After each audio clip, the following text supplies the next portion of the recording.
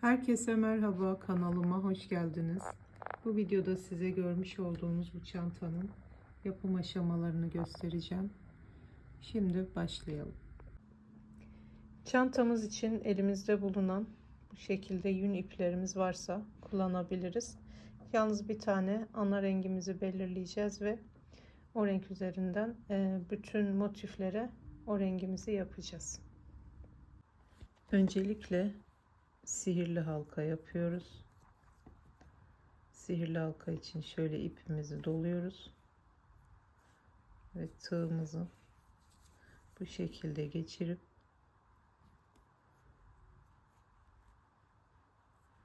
şöyle bir halka çıkarıyoruz. Daha sonra 3 zincir çekiyoruz ve şu halkamızın içine 15 tane trabzan yapıyoruz. Zincirimizle birlikte 16 tane olacak.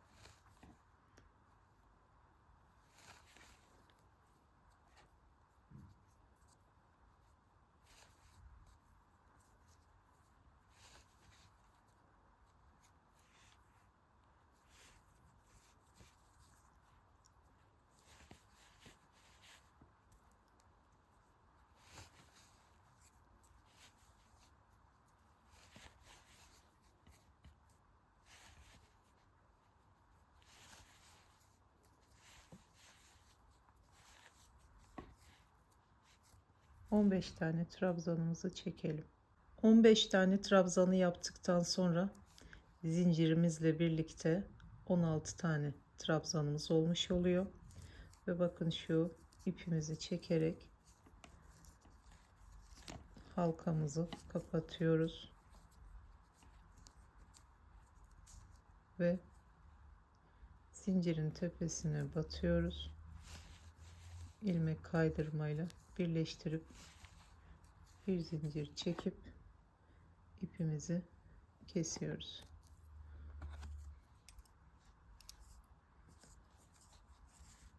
Daha sonra halkamız tekrar açılmasın diye ipimizi yürütüyoruz. Yürütürken de bakın bu şekilde şöyle ilmeğin arasından geçiriyoruz. Tekrar bu ipimizi yürüterek kaçmasını engelliyoruz.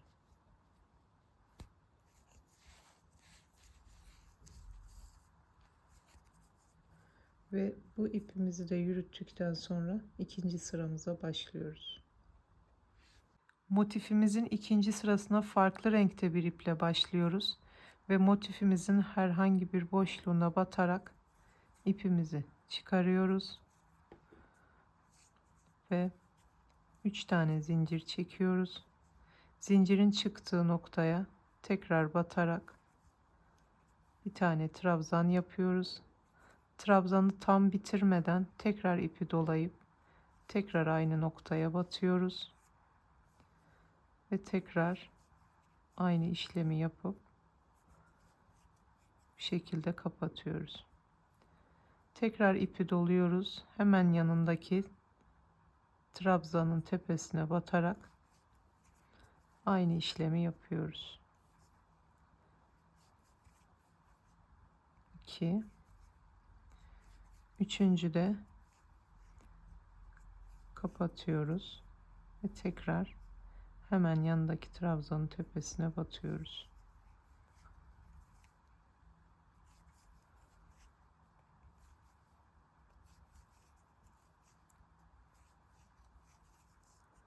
Bu şekilde tüm trabzanların tepesine batıyoruz ve şu yaptığımız üçlü grup 16 tane olacak. 16. da yanındaki şu zincirle ilmek kaydırmayla birleştiriyoruz. Üçüncü sıramızda yine farklı bir renk ip kullanıyoruz ve yaptığımız şu üçlü grupların herhangi birinin arasına batarak ipimizi bağlıyoruz. Bu sırada 3 zincir çekiyoruz. Bu sırada yuvarlak olan motifimizi kare şekline döndüreceğiz. Bunun için köşe noktalarını oluşturuyoruz. Köşe noktaları için zincirin çıktığı noktaya tekrar yaptığımız üçlü gruptan bir tane yapıyoruz.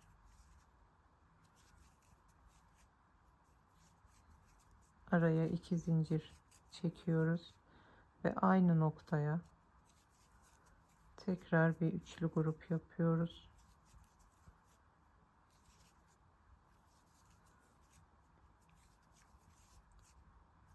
Arada bir zincir çekiyoruz ve hemen yanındaki boşluğa batıyoruz ve aynı üçlü gruptan 3 tane yapıyoruz.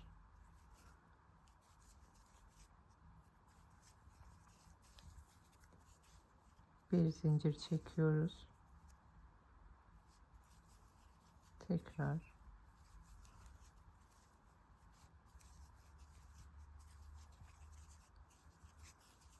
ve bir tane daha yaptıktan sonra köşe noktamızı tekrar oluşturuyoruz. Üçlü gruptan 3 tane yaptıktan sonra tekrar bir zincir çekiyoruz ve bakın hemen şu boşluğa tekrar köşe noktası oluşturuyoruz. Arada 2 zincir çekiyoruz ve aynı noktaya tekrar batıyoruz. Bir zincir çekiyoruz ve tekrar 3 tane üçlü gruptan yapıyoruz. Son üçlü grubumuzu da yaptıktan sonra sıramız tamamlanmış oluyor ve bir zincir çekip başlangıçta yaptığımız 3 zincirin tepesine batarak ilmek kaydırmayla birleştiriyoruz ve bir zincir çekerek ipimizi kesiyoruz. Daha sonra farklı bir renk iple tekrar son sırayı şu yaptığımız sıranın aynısı olacak şekilde yapıyoruz. Bu sırada 3 tane olan grubumuz 4 taneye çıkmış oluyor ve son sıramızı da yaptıktan sonra motifimiz bitmiş oluyor. Bakın köşeleri bu şekilde oluşturduk ve bir sonraki sırada motifimizin kare olması daha belirgin olacak. Motifin son sırasını da bu şekilde yaptıktan sonra bu motiften 21 tane yapıyoruz ve çantamızın birleştirilmesine geçiyoruz. Bu motifin ölçülerine gelince şöyle yaklaşık 7,5 santim. Eni boyu aynı zaten. 7,5 santim 21 tane motifimizi yapalım. Motiflerimizi bu şekilde üçlü gruplar halinde birleştiriyoruz ve şu şekilde birleştirdikten sonra şu köşede ipimizi kesiyoruz. Şimdi şöyle motiflerimizi bu şekilde elimize alıyoruz ve bakın şu köşe noktalarından tığımızı batırıyoruz ve ilmeğimizi çıkarıyoruz. Bir zincir çekip aynı noktaya bir tane sık iğne yapıyoruz. Daha sonra bakın şu yan yana gelen trabzanların tepesine batıyoruz ve bu şekilde birleştirmemizi yapıyoruz. Köşeye kadar aynı işlemi yapalım.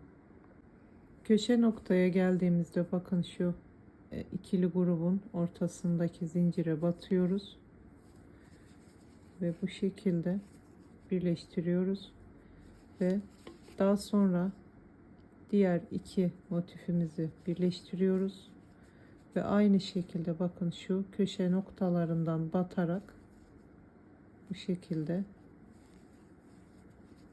örgümüze devam ediyoruz.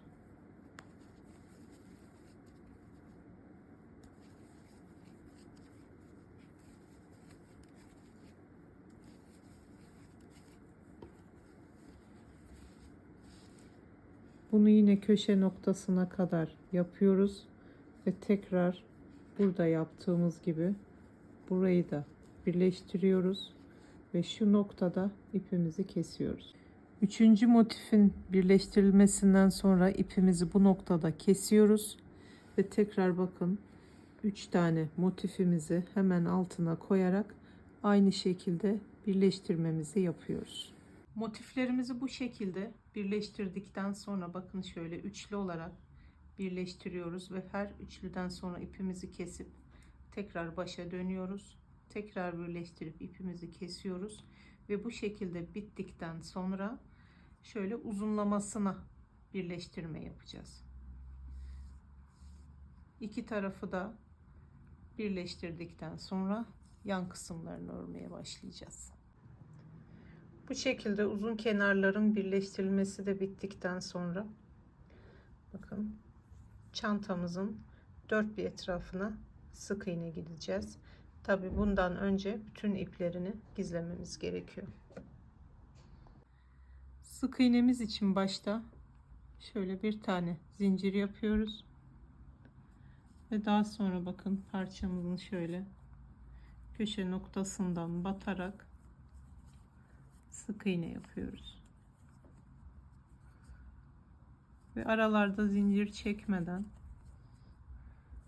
tüm uygun gelen boşluklara batıyoruz ve sık iğnelerimizi yapıyoruz.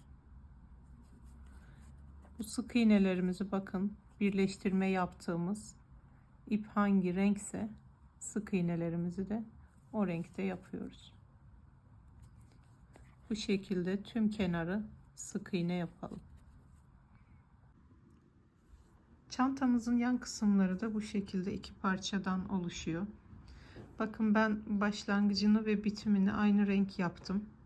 Bunu da nasıl belirledim? Bakın çantada turuncudan sonra en çok kullandığım şu şekilde bakın en çok kullandığım ip olan kahverengi başlangıç ve bitimini koydum. Ortaya da yine çantamda kullandığım renklerden rastgele kullandım. Şimdi bunu nasıl yaptım onu anlatayım. Çantamızın yan kısımları için 48 tane zincir çekeceğiz ve bu 48 tane zincirin üstüne 15 tane bakın şöyle üçlü grup olacak şekilde 15 ayrı grup trabzan yapacağız. Şimdi zincirimizi çekelim.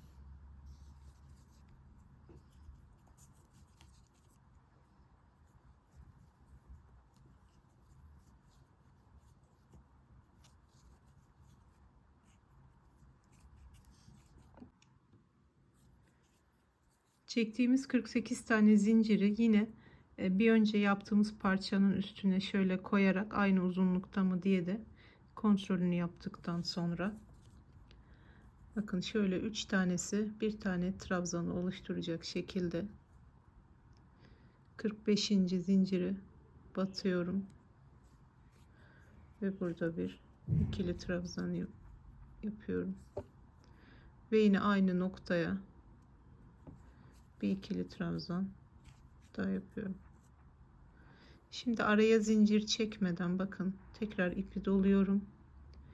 1 2 şöyle 3. zincire tekrar trabzan yapıyorum.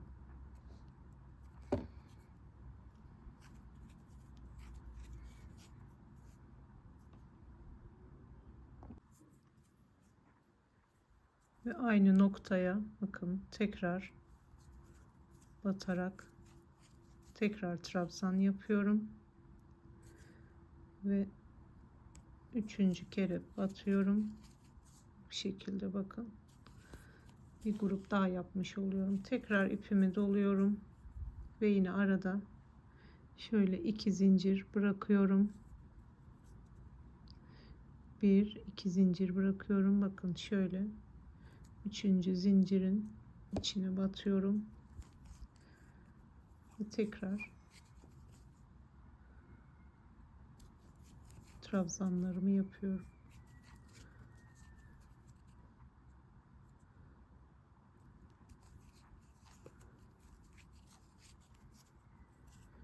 Bakın bu şekilde zincirimin sonuna kadar yapıyorum.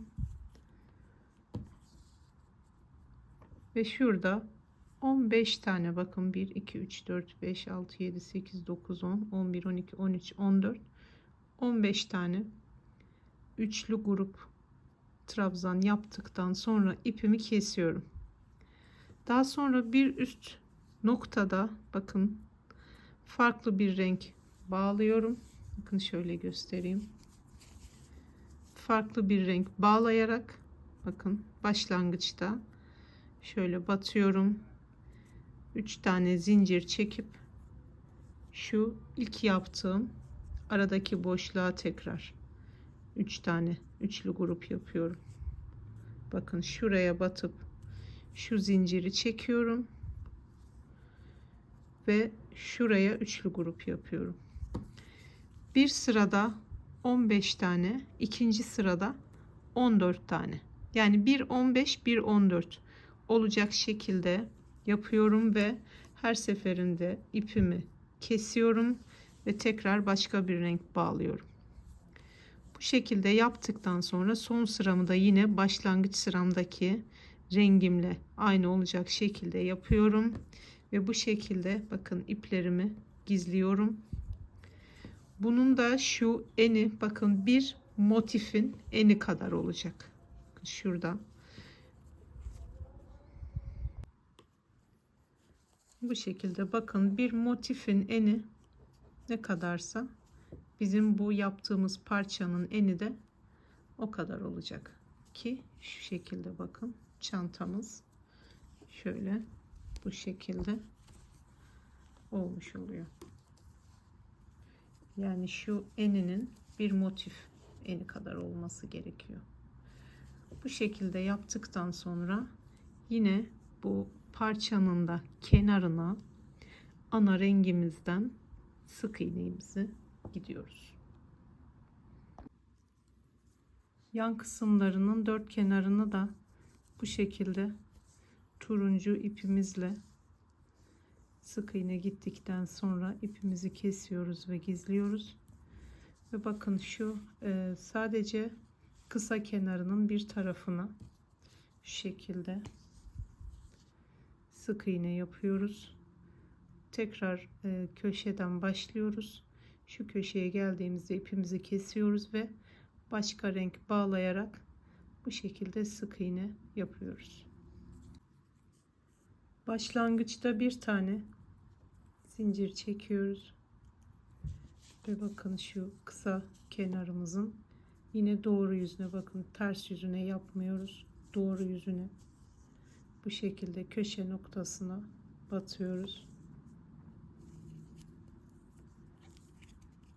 ve bu şekilde sık iğnelerimizi yapıyoruz.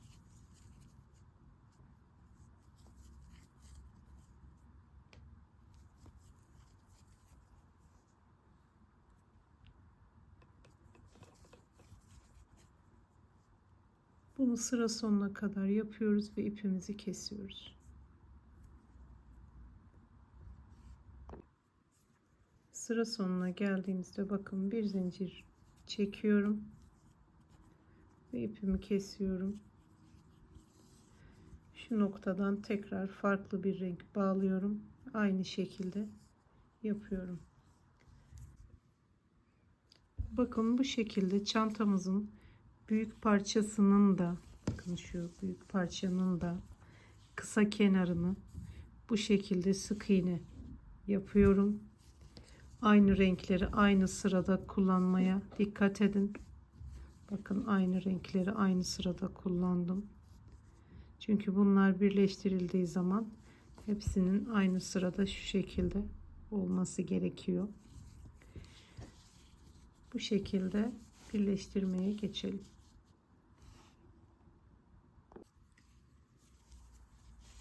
Çantamızın yan kısımlarını bakın şöyle ilmek belirleyicilerle tutturuyoruz. Köşeye denk getirmeye dikkat ediyoruz. Şimdi bunu birleştirelim. Çantamızın yan kısımlarını bakın bu şekilde büyük parçaya ilmek belirleyicilerle birleştirdikten sonra sadece şu renkli kısımlarını birer milim içeri katlayarak şöyle bir iz oluşturuyoruz.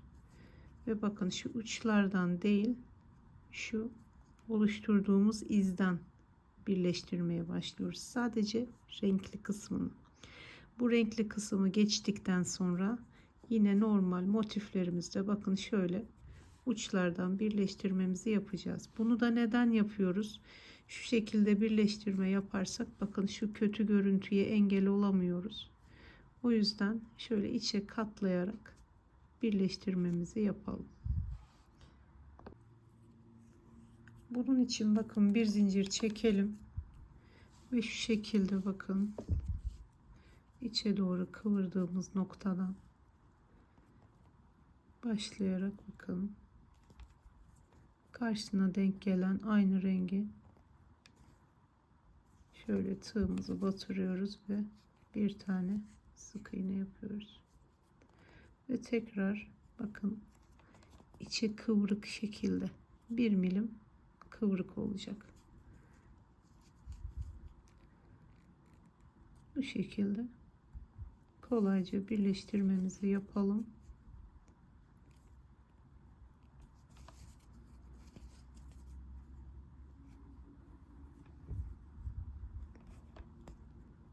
Renginin rengine gelmesine dikkat edelim.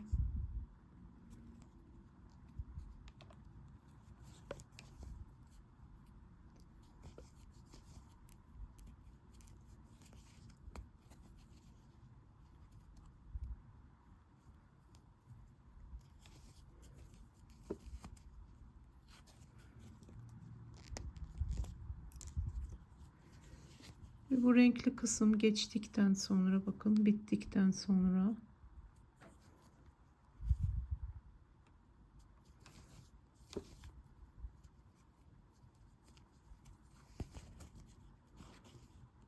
biz normal birleştirmemize devam edelim. Motiflere gelince bakın içe kıvırmaya gerek yok. Bu şekilde birleştirmemizi yapalım.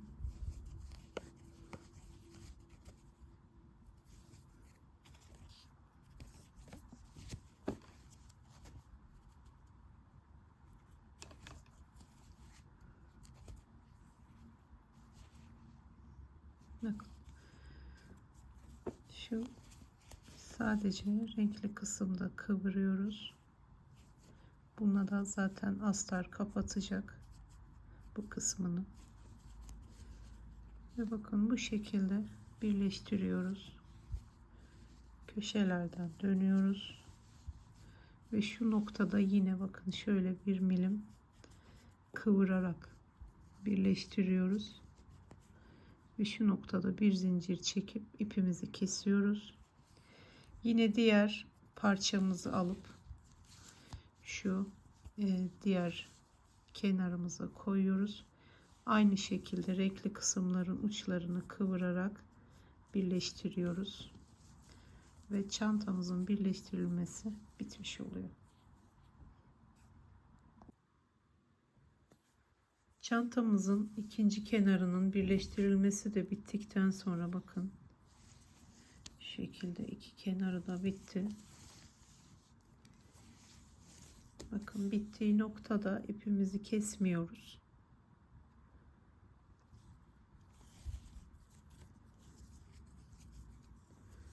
Şu çantamızın ağız kısmına diyelim. Çantamızın üst kısmına bir sıra ilmek kaydırma yapıyoruz. Bakın şöyle.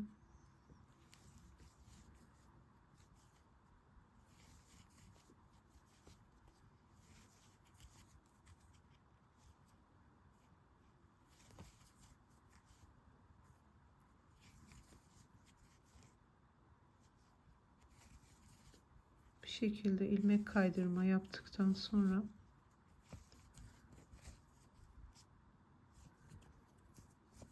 başladığımız noktaya gelince bir zincir çekip ipimizi kesiyoruz. Kulpların aparatı için şöyle yaklaşık 18 tane zincir çekelim.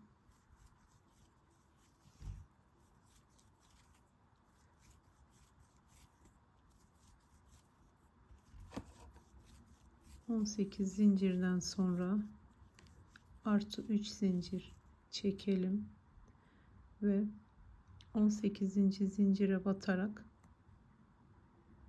trabzan yapalım ve zincirin tamamına trabzan yapalım. Zincir sonuna kadar gelelim. Zincirin tamamını trabzan yaptıktan sonra 3 zincir çekelim ve dönelim. Tekrar trabzanların üstüne trabzan yaparak sırayı tamamlayalım. Burada sayı önemli değil. Önemli olan trabzanların tamamını yapıp sırayı tamamlamak.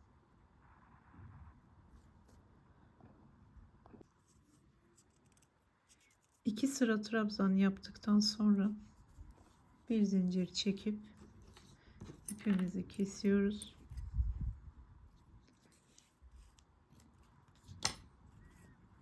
Kestiğimiz ipi gizliyoruz ve bu parçadan 4 tane yapıyoruz.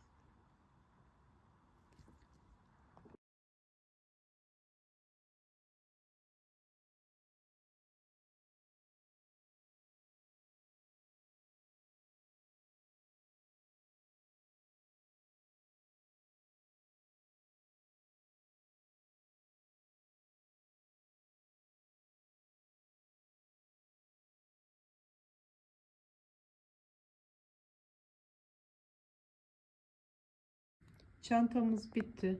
Bakın bu şekilde 21 motiften oluşan, şöyle ahşap kulpları olan, şöyle bakın astarına güzel bir çantamız oldu.